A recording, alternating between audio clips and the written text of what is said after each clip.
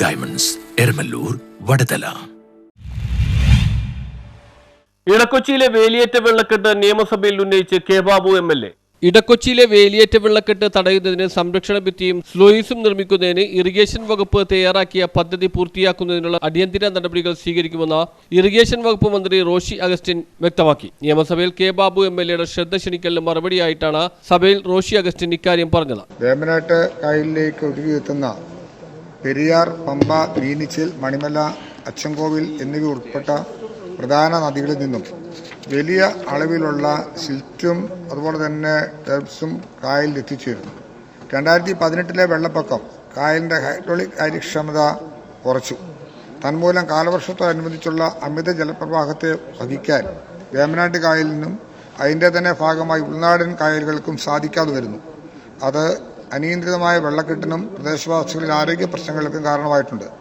വേലിയേറ്റ സമയത്ത് ഒഴുകിയെത്തുന്ന ജലപ്രവാഹം വേലിയിറക്കത്തോടുകൂടി ഒഴുകി മാറുന്നതിന് ഇത്തരത്തിൽ വിവിധ പ്രദേശങ്ങളിൽ അടിഞ്ഞുകൂടിയ എക്കൽ തടസ്സം സൃഷ്ടിക്കുന്നു.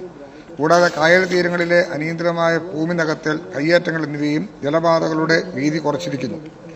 തൃപ്പൂണിത്തുറ നിയോജക മണ്ഡലത്തിൽ ഉൾപ്പെടുന്ന ഇടക്കൊച്ചി, പെരുമ്പടപ്പ്, കുമ്പളങ്ങി, കുമ്പളം തുടങ്ങിയ വിവിധ പ്രദേശങ്ങളിൽ കാലാകാലങ്ങളായി അനുഭവപ്പെട്ടുകൊണ്ടിരിക്കുന്ന രൂക്ഷമായ വെള്ളക്കെട്ടിനും അനുബന്ധ പ്രശ്നങ്ങൾക്കും ശാശ്വത പരിഹാരം ഉണ്ടാകുന്നതിനായി മേൽസ്ഥലങ്ങളിലെ കായലുകൾക്ക് സംരക്ഷണ ഭിത്തി നിർമ്മിക്കുന്നതിനും എക്കൽ നീക്കി ആഴം വർദ്ധിപ്പിക്കുന്നതിനും സ്ലൂയിസ് നിർമ്മിക്കുന്നതിനും വേണ്ടി വിഭാവന ചെയ്ത പ്രവൃത്തിയാണ് 15/5/2023 GORT നമ്പർ 458/2020. ഇടക്കൊച്ചി, പെരുമ്പടപ്പ്, കുമ്പളം പ്രദേശങ്ങളിൽ വേലിയേറ്റം തടയുന്നതിനായി 4.85 കോടി രൂപയുടെ പദ്ധതി എസ്റ്റിമേറ്റ് ഇറിഗേഷൻ വകുപ്പ് തയ്യാറാക്കിയിരുന്നു. തുക അധികമായതിനാൽ പ്രവൃത്തി ഏറ്റെടുക്കുവാൻ കരാറുകാർ തയ്യാറായില്ല. ഇതിനെ തുടർന്ന് തുകയിൽ മാറ്റം വരുത്താതെ 3ആയി വിഭജിച്ച് ടെൻഡർ ചെയ്യുന്നതിനുള്ള അനുമതിക്കായി ധനകാര്യ വകുപ്പിന് സമർപ്പിച്ചു. ഈ പ്രവൃത്തിക്ക് അടിയന്തരമായി ഭരണാനുമതി നൽകി പൂർത്തീകരിക്കുന്നതിനുള്ള നടപടി സ്വീകരിക്കണമെന്ന് കെ ബാബു MLA ആവശ്യപ്പെട്ടു. 4.85 കോടി രൂപയുടെ എസ്റ്റിമേറ്റും വിശദമായ പദ്ധതി റിപ്പോർട്ടും സർക്കാരിന് ലഭിച്ചിട്ടുണ്ടെന്നും പ്രദേശത്തെ ആവശ്യം മനസ്സിലാക്കി പ്രവൃത്തിക്ക് അടിയന്തര അനുമതി ലഭ്യമാക്കുന്നതിനുള്ള നടപടി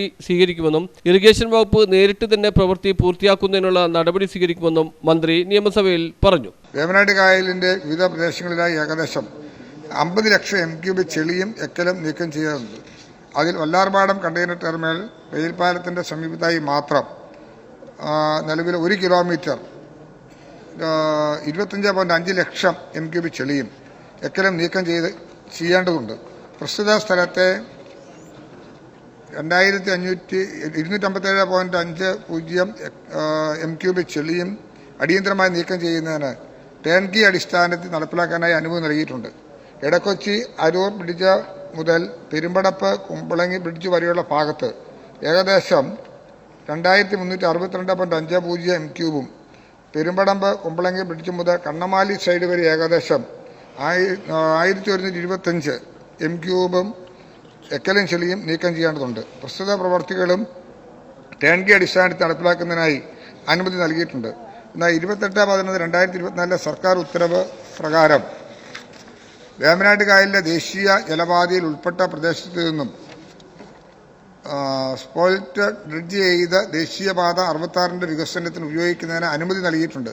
പ്രസ്തുത പ്രദേശം ദേശീയപാതയുടെ ഫീഡർ ചാനലായതിനാൽ മേൽപ്പടി സർക്കാർ ഉത്തരവ് മാതൃകയാക്കി മേൽപ്പറഞ്ഞ കായൽ പ്രദേശത്തെ അമിതമായി അടിഞ്ഞുകൂടിയ എക്കലും ചെളിയും ഡ്രഡ്ജ് ചെയ്ത് സമാന രീതിയിൽ NHAIയുടെ പ്രവർത്തികൾക്ക് ഉപയോഗപ്പെടുത്താനാകുമോ എന്ന വിഷയം സർക്കാർ ന്യൂസ് ബ്യൂറോ, കൊച്ചി.